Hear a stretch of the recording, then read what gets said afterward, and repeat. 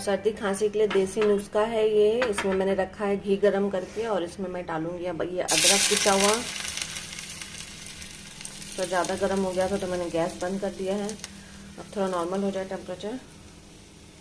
और साथ के साथ मैं डाल दूंगी गोल मरीच।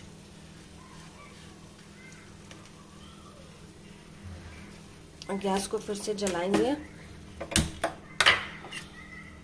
तो चम्मच से धीरे धीरे चलाएंगे।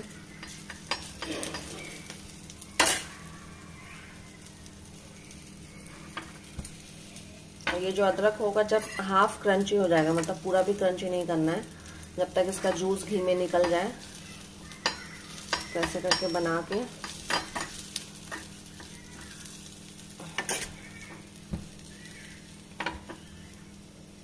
बस अब ये हो गया, इसको बंद कर देंगे और इसको थोड़ा सा खाने लायक गर्म जब रहे